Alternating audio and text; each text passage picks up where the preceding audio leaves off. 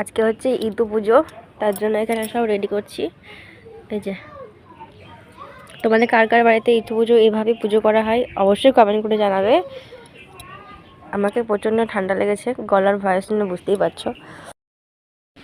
তো আমাদের এখন ইতু পুজো কমপ্লিট হয়ে গেছে, আর এখন বাড়ির পুজো হবে, মানে ঘরে যেই পুজো করি সেই পুজোটা হবে। তারপরে প্রসাদ খাওয়া, তারপরে রান্নার দিকে। এই যে এখানে প্রসাদ নিয়ে চলে এসেছি নিচে থেকে। এখনও বাড়ির পুজো কমপ্লিট হয়নি।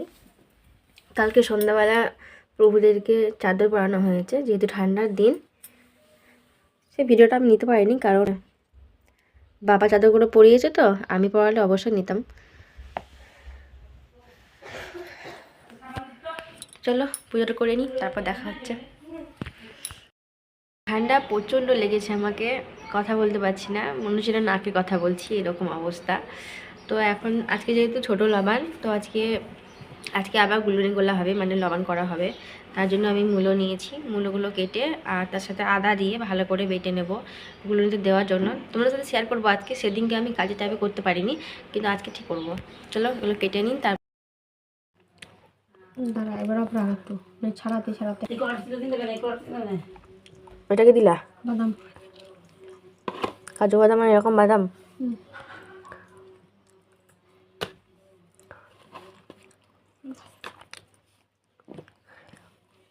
কলা দেওয়া দুটো টেস্ট। আদা, মূলো, পাঁচ ফল বাটা, চিনি।